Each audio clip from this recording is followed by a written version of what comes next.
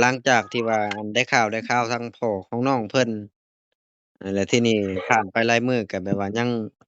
บ่ทันได้คุยกันหั้นนะคือทางอ้ายคนที่ว่าตามหาให้นั้นก็คือเพิ่นน่ะโดได้เอาเบอร์ให้ทางในบ้านแล้วเอาไปให้ทางพ่อของน้องเพิ่นโดยแล้วทีนี้น่ะพ่อของน้องเพิ่นน่ะยังบ่ติดต่อกลับมาหาเราหั้นนะเราก็จนปัญญาแล้วหั้นนะ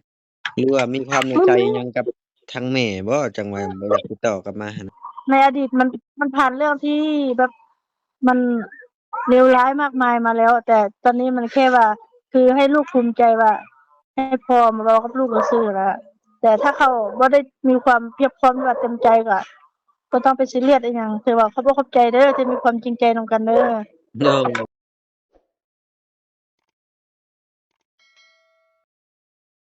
พอดีว่านี่แหละว่าสิโทรไปอัปเดตทางเจ้าเพราะว่าได้แจ้งข่าวดีเจ้าไปก็หลายมื้อแล้วหั้นนะย้านเจ้าคอยหั้นนะ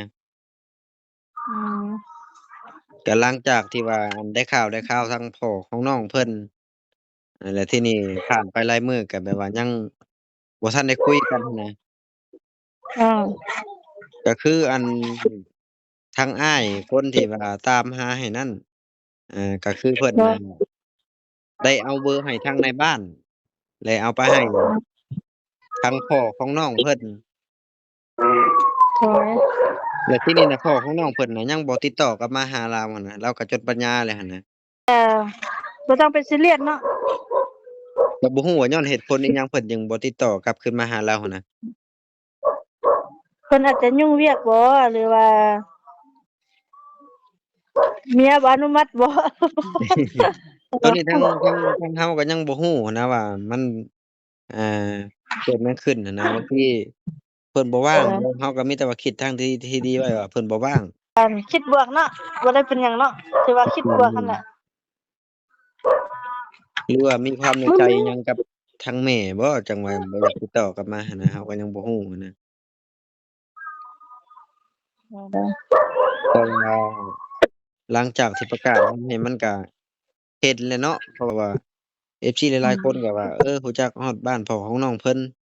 จนฮอดมื้อนี้เพิ่นก็ยังบ่โทรกลับมาหาเราเราก็จนปัญญาแล้วเราว่า โดยฝากขอบคุณขอบใจเด้อบ่ต้องไปคิดน้อยย่อถ้อยหยังกับมันอาจจะเป็นอุปสรรคหรือปัญหาของคนอื่นขอให้เขาคิดบวกสำหรับตัวเราเนาะบ่ต้องไปคิดน้อยใจอิหยังเพิ่นสื่อสารมาก็ที่ว่ามันก็แค่ทักทายกันบ่ได้ว่าเขาสิทักเราแล้วเขาสิเสียเงินให้เราเป็นส่ำนี้ส่ำนั้นเราก็บ่ได้คิดอิหยังแม่นบ่เพราะว่าเออในอดีตมันผ่านเรื่องที่แบบมันเลวร้ายมากมายมาแล้วแต่ตอนนี้มันแค่ว่าคือให้ลูกภูมิใจว่าให้พ่อมารอกับลูกซื่อๆแล้วแต่ถ้าเขาบ่ได้มีความเพียบพร้อมหรือว่าเต็มใจก็ต้องไปซีเรียสอีหยังถือว่าเขาบ่เข้าใจเด้อที่มีความจริงใจนำกันเด้อโดยๆเพราะว่ามันก็ผ่านมาหลายมื้อหั้นนะยั้นทางน้องเพิ่นคอยว่าเป็นจั่งใดเด้เว้าแอนคือว่าที่แรกๆมาแจ้งข่าวดีทางน้องเพิ่นว่าคือเงียบเลยหั้นน่ะคนเฮาเนี่ยมันมี2ประเด็นน่ะในโลกนี้อะถ้ายังแยกเป็นน่ะก็คือประเด็น1หัวใจคนเฮาน่ะถ้ามันมีเงื่อนไขมันมันก็อาจจะมีเงื่อนไขนั่นแหละคือบ่ได้พบอิสระหรอกถ้าว่าบ่มีเงื่อนไขถือว่าโอเคนั่นแหละเขาโดน่าจะมียเงื่อนไขของเขาแต่นั่นแหละก็บ่แน่เป็นหยังนอนบางคนเพิ่นก็น่าจะมีเหตุผลของเพิ่นที่เพิ่นบ่อยากติดต่อกลับมาบ่หรือว่าจั่งใดเฮาก็ยังบ่จักเนาะตัวนี้ก็ยังดีทางพ่อน้องเพิ่นก็ยังมีชีวิตอยู่หั้นนะแต่ก็มีแต่ว่าถ้าว่าน้องอยากเดินทางไปหาพ่อโดยตรงก็เดินทางไปได้หั้นน่ะเรื่องแบบนี้หั่นเขาเจ้าเป็นฝ่ายต้นทางเนาะเขาเจ้าเป็นแม่นเขาก็บ่ได้ถือว่าเขาเป็นคนผิดหรือว่าคนถูกเพียงแต่ว่าอย่างน้อยเขาก็น่าจะรู้จักคำว่าเป็นสุภาพบุรุษแม่นบ่โดอายเรื่องอดีตมันผ่านมาแล้วหั้นน่ะมันก็ แบบว่าบ่จำเป็นต้องเฮาสิเก็บมาไว้ก็ได้แค่ว่าคุยนำลูกก็โอเคแล้วหั้นนะอย่าน้อยใจอย่าน้อยใจเข้าใจ บ่แอนก็เอยากให้ทางน้องออเพิ่นได้คุยนำพ่อเพิ่นหั่นน่ะได้แต่ว่ามันก็เป็นแบบนี้แหละทางบ่แอนก็จนปัญญาหั้นนะในเมื่อเอาเบอร์ให้ทางพ่อน้องเพิ่นแต่ว่าพ่อน้องเพิ่นก็บ่ติดต่อกลับมาหั้นเราก็จนแล้วจนปัญญาบ่ฮู้ว่าสิติดต่อทางใดบัดนี้ เอาเลยอันนี้เข้าใจละลายเด้อที่ว่าทีมงานมีความรับผิดชอบแต่ก็ว่าแสดงความรู้สึกที่ว่าความจริงใจออกมาเนาะแต่ก็ต้องโทษไผบ่ต้องโทษตัวเราเองเด้อคือว่าถ้าปล่อยวางนั่นแหละบ่ต้องไปเข้าใจอีหยังหรอกคือว่าเราเข้าใจเราพอเพียงพอก็พอแล้วอะครับอกโอ้ยเข้าใจละลายอืมเฮาก็มีแต่ว่ารอไปเนาะบางทีพ่อเพิ่นยังบ่ว่างก็มีนะ อืมที่เพิ่นว่างอืมจากงานบ่มีน้องคนหนึ่งน้องปาจีนน่ะนะอ๋เพิ่นก็อมีพ่อคนไทยหันน่ะอืเพิ่นมตามหาพ่อเพิ่นแต่ว่าเพิ่นน่ะทางพ่อน่ะบ่คุยนำอันนั้นก็ได้คุยแต่ปู่ก็คุยตั้งแต่มื้อแรกๆหลังจากที่ผ่านมาฮอดปัจจุบันนี่ก็เกือบ2 ปีแล้วนะหลังจากที่น้องเพิ่นเห็นก็บ่ได้คุยเลยก็บ่เป็นหยังก็ถือว่าปล่อยวางนั่นแหละบ่เสียใจเขาบ่คิดเขาก็เป็นพ่อบ่เว้านำลูกสาวบัดนี้หรือว่าเพิ่นบ่ว่างคุยบ่หรือว่าจั่งใดทางเฮาก็ยังบ่จักหั้นนะCòn ăn canh nước một เขาเฮ็ดหน้าที่เขาดีที่สุดแล้วแต่ว่ายังบ่ดีพอเขาก็บ่ต้องโทษตัวเองแต่ว่าปล่อยวางเนาะทางที่ดีก็คือปล่อยวางนั่นแหละ ก็มีแต่บุญวาสนาพ่อลูกสิได้กลับมาเจอกันบางทีเพิ่นโทรกลับมาก็เป็นไปได้เนาะโดยเพราะว่าอ้ายที่ตามให้แล้วก็คนไทยหั้นนะแล้วก็เอาเบอร์แล้วให้นายบ้านก็จนเอาไปให้พ่อของน้องเพิ่นเป็นที่เรียบร้อยแต่ว่าบ่เข้าใจว่าเป็นหยังเพิ่นจึงบ่โทรมาหาเราหรือว่าบ่ส่งเฟซบุ๊ผู้กใหญ่บ้านมาหาเราน่ะผู้ใหญ่บ้านถ้าจะเปรียบเทียบนี่บ่ว่าจะอยู่ไทยอยู่ลาวเนาะเพราะว่ามันก็เอเชียคือกันแต่ว่าระบอบประชาธิปไตยมันอาจจะแตกต่างกันหน่อยหนึงในเมื่อเจ้าตัวมันบ่มายืนยันเขาก็บ่ได้อำนวยความให้เรามีหยังสักอย่างเลยก็มีแต่ทางเดียวก็มีแต่ว่าพาลูกสาวเดินทางไปหาเพิ่นเลยหั้นแหละอ๋อมันคือสิยากล่ะเรื่องนี้เนาะก็บ่ได้เป็นหยังหรอกเพราะว่าเขาก็บ่ได้มัน dùng nghe คื bằng อ một เว้า khóc này tí คือว่าอีหยังอะมัน cô บ่ này จำ nhà เป็น này ต้อง một เว้าเนาะ cái tí แม่น dùng บ่ mình má ra โดยจะให้ลูกเขาเป็นจนตอนนี้ทั้งที่เขาบ่ได้มีความผิดอีหยังความรักที่บริสุทธิ์น่ะที่บ่มีเงื่อนไขน่ะเขาก็น่าจะรู้ดี หรือว่าเขามีเงื่อนไขเขาสร้างความรักโดยที่จงใจว่าเฮ็ดเรื่องธุรกิจน่ะ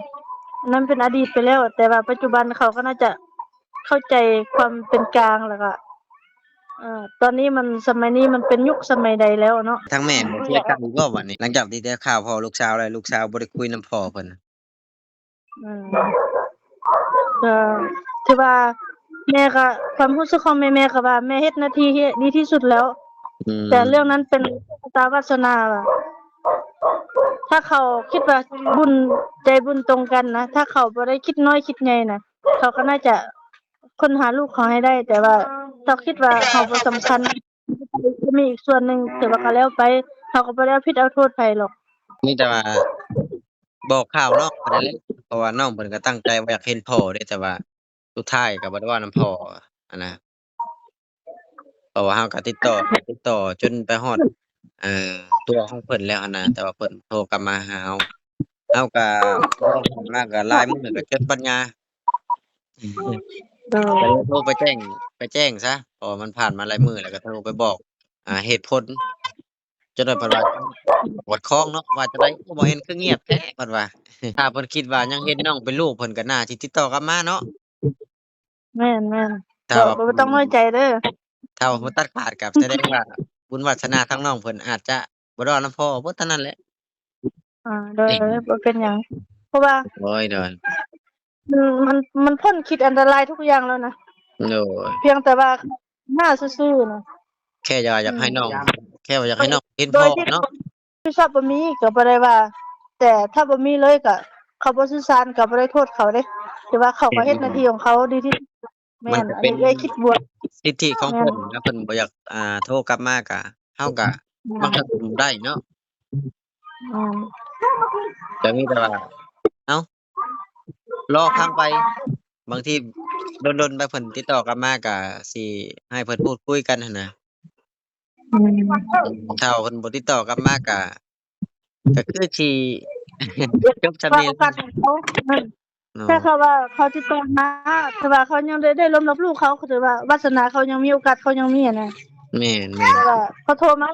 ที่ว่าอันเขายุ่งเวียกเขาบ่ได้ลมกับลูกเขาก็อาจจะบ่ได้ลมเลยแม่น ให้โทษ มัน ที่ ก็ ไหน แล้วแต่เขา แม่ แม่ น นในเมื่อเขามีสิทธิ์เขาก็มีสิทธิ์ ว่าแล้ว คือกันนะ เล่นลาย คือเขาให้โอกาสที่ว่าเขาเป็นคนนะ เอาไปไว้ที่ โดย นะ เอาจังได๋ก็ทางบ่แอนก็โอ้เสียใจนำเพราะว่าที่แรกๆดีใจนำว่าน้องเพิ่นจะได้คุยนำพ่อสุดท้ายมาก็ผิดหวังน้องเพิ่นบ่ได้คุยนำพ่อซ้ำบัดนี้จักสิว่าจังไดพี่น้องเอ้ยถือว่าตาม ถ้าเขาเจ้าละสัก1ชั่วโมงเนาะสานกันเนาะถ้าเป็นเอื้อยเนาะอันนี้เอื้อยแบบรวมๆเนาะแบบเราแบบเป็นกลางเนาะบ่ได้โทษเขา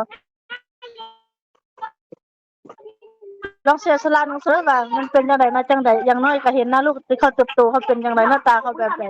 แม่ โดยที่บ่ต้องคิดว่าเสียแม้แต่บาทเดียวก็ได้ ถ้าคิดว่าขาดทุนปานนั้นน่ะ ถ้าคิดว่าเสียสละแม่ แต่มันบ่มีหยังบ่จำเป็นต้องว่าเปลืองเวลาน่ะเฮาก็เสียเวลาก็เสียเวลาคือกันแม่นบ่ โดย ถ้าเขาคิดว่าเขาเวลาเขามีค่าก็จะบ่มีค่าคือกันแม่นบ่ก็มีคือกันแม่นอันนี้ก็บ่ฮู้ว่าเพิ่นเครียดแค้นเรื่องราวอดีตผ่านมากับเอื้อยบ่เพิ่นยังบ่ติดต่อกลับมาก็ได้ ถ้าเอ้อยเป็นคนแค้นน่ะปานนี้อันมรดกทรัพย์สินเป็นหยังแค่เป็นของเอ้อยหมดแล้ววะเอ้อยสิเอาเฮ็ดหยังเนาะแม่นบ่ โดยเนาะ